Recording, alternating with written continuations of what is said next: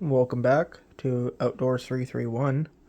Gonna do a quick overhaul of this Jeep RC remote controlled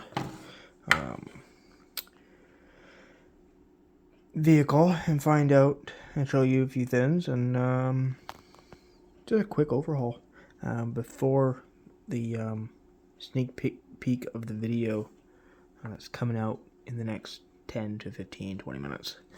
Anyways, start with the remote. It's a very common remote. Has the you can steer it with one arm and throttle, and then this is your front dig. So that means this back axle locks up, and only the front axle spins. So when you turn your axle or turn your steering like that, this will spin and drag the front end over. So if you're in a tight spot, you can actually get out easier. That's something I just found out. Read the instructions and I was like, oh, really? So to engage that, that's the A and B button right here. So that engages a servo underneath here. Quickly show you that. That's this servo right here. So this engages the lock for the rear axle, and it sends power all to the front. So very confusing, but we'll go over it tomorrow and I'll show you what that does.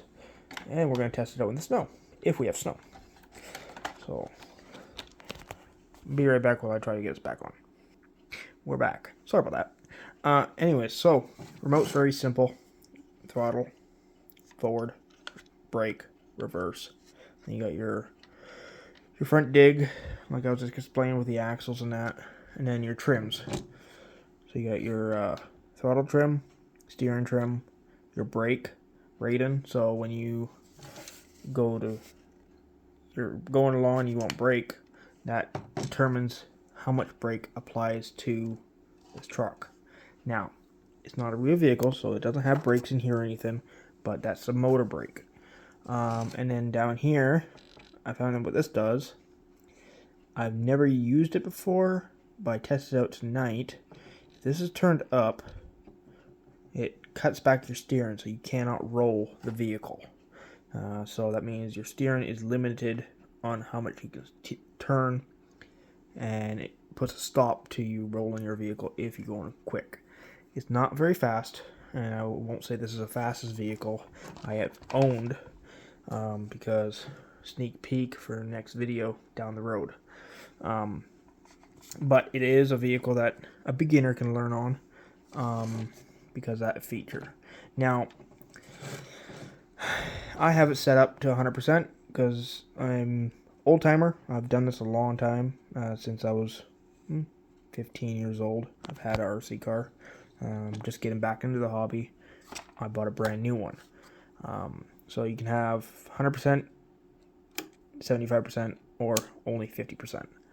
So that is to slow the vehicle down or speed it up. I always run on 100%, just me. That's how I do it. So that's that. The controller. And your power button's here, so you press that. So it has, now this is a smart controller because it has a battery level built into the ESC that's inside the RC car. So it's actually pretty neat. I never had that in mind. I used to run the old style. That one does not. It runs 2 big 3 cells and there's no battery voltage. You gotta just remember how much battery you have. This one, it shows you on here. If I had a battery in there, I would show you, but I don't have a battery on hand. So we'll just shut this off. So that's the controller. Very simple, very easy. It's AA's. Common for remotes. Now get over to the RC here. We'll start with undercarriage. One thing I do like about this undercarriage, they use mostly plastic. Besides the frame rails, they're metal. And metal control arms for your axle. Some people call it control arms. Some people call it 4-link system that 4-wheel drives have. I like it, but I prefer plastic over it because when you mix metal and plastic together, it don't go well. We're going to test that out tomorrow, flexibility and all that. Right now, the suspension set maxed out, so very stiff. When it's not maxed out, I would say it has about 7-inch flex rotation on the front axle, and same on the rear. Let's rotate this vehicle around a little bit. Now let's get to the side here. I like the design. I'd probably want it another inch or so bigger. So here's why, and I'll explain that tomorrow in the video, but I'll tell you here. Longer wheelbase, harder to get stuck.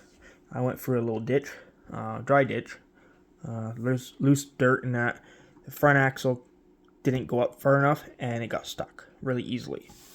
Now with that drag system that they built into this system to lock up the rear axle, and the front axle spins to move the front end over, I got it to a point that I could spin this uphill and be able to drive out, no problem.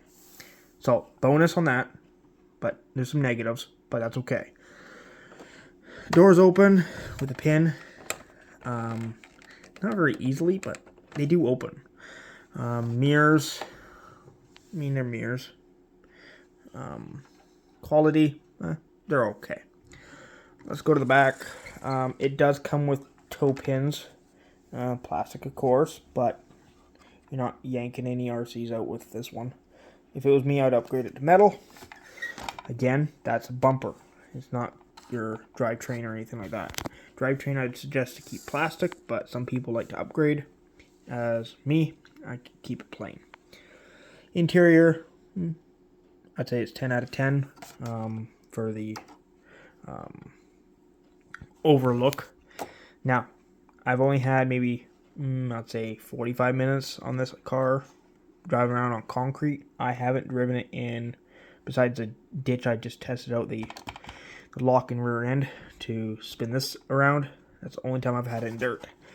Now, for the looks of it, it's good. The lights all work.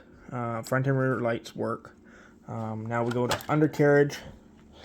Now there is some bonuses I like under here. They got the fake motor up front, the servos up front. I believe this is a plastic geared or metal. I have to look into that and find out. Lights all do unplug very easily.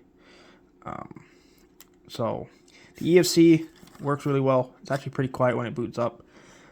You can actually hold 2 batteries. So you can have your backup battery and your main battery. I only got one big 5,000 3-cell I put in here. It does rub on the bottom, but that's fine. It holds the battery down a little tighter. The wires don't get affected by it. Now so you notice there's 3 slots. There's 1, 2, and 3. The center one is for that sensor I was telling you about. The 4 lights on the controller there. It shows you your battery voltage. Well, how much battery you have. Moving into detail in here. So you can tell your motor's up here. Transfer case. Your transmission and your transfer case is all bolted in. It's very clean, very tidy. I like it. If it was me, I'd probably have mud guard here underneath the rear, so no mud can get up underneath. Now, this is where you're going to get mud here. But, like I said, I haven't really driven this one that much. I've driven that one more, because I'm more of a speed kind of person, but we'll get to that one later. Regular on and off control switch. Now, it's a cheaper one. I wouldn't recommend this one. I'd change it out, but that's just me. I don't know what motor is in it. Like I said, I just got it. We'll find out. Front bumper, pretty sturdy. But other than that, tires, they're okay. I'd probably want a little bit more aggressive tires on it. I am going to upgrade the tires to tracks, and I'll tell you why. Up where I live, we get snow. And snow and tires, they don't mix, because you get a lot of snow built up on your tires, and then it binds it up. I've had that issue lots. I've ran RCs in the snow with big tires. I've had an X-Max, Traxxas X-Max 6S, and the tires did okay. The RC did good, but when it got really wet and sticky, it sticks to the tires, and then you have issues for traction. But for overall quality, I'd say it's really good for a beginner. I bought it in a local town, and it was actually not decent bad for price. I paid, I'd say, average price for an RC car of this kind. Reason it has the Jeep logo, as I was told, it is registered with Jeep to have their name on it. So if you ever go out and buy one, you'll see that. This is this year's model, actually. It was actually really impressive. Anyways, come to the back here. 2 upgrades I would do. I'd put reverse lights on it and make a toggle switch on here, because you got plenty of light up front, but when you're backing up on trail, you want to see behind you. Rear end looks pretty decent. Again, I have the shocks pretty much maxed out right now. I'd probably run them halfway, so you got more flex, but because of the situation and the terrain I'm going to go over tomorrow, it's not that bad. If I was going to go down a trail or anything, then I'd probably loosen them up a little bit. Height and everything is good. I like it that way. Again, I'm only running a 3-cell. That's the only thing that's rated for. You can run a 2-cell. I run a 50C output on the LiPo battery. It's decent. It's decent power, and there's not much to it.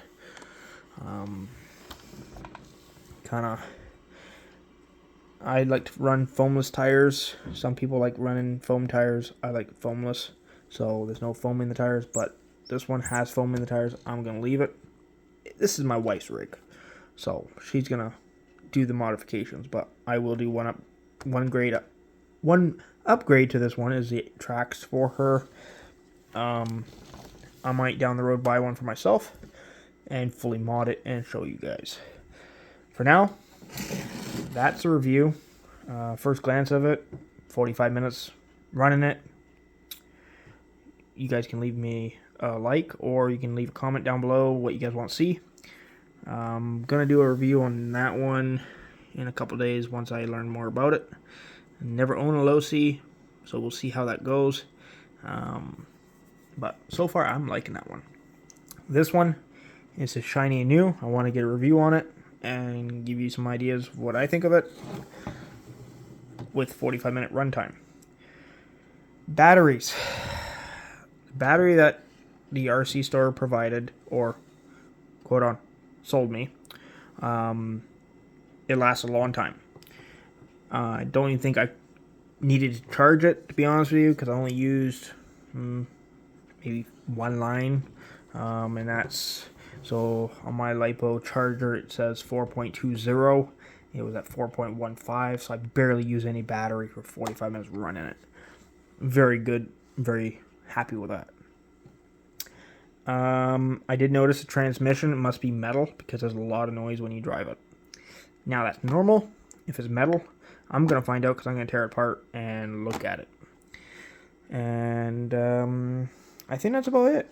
The clips go underneath here, underneath the vehicle there. Not a great place to put them. I get it, they want to keep it sleek and that. I find it's a hard time to try and get the clips in there. I'll show you here, right there, right where my thumb is. They go in there, and then underneath the back, underneath here. Now, not the greatest placement, but like I said, they're trying to keep it look like a real vehicle without any of the pins on the hood, and it saves the paint. I'll tell you that. Other than that, it's 1/10 scale. I paid $6.95, then taxes on top of that, so that's Canadian price. So check it out. If I can find a link for it, I'll link it in my description, but I doubt I will do that because I don't want to have any problems. So there's the vehicle. You guys can look it up and go from there. Hope you enjoy the video that's coming out tomorrow, and this will be posted after that video comes out, so you'll see this afterwards. Have a wonderful day, and thank you for watching Outdoors 331.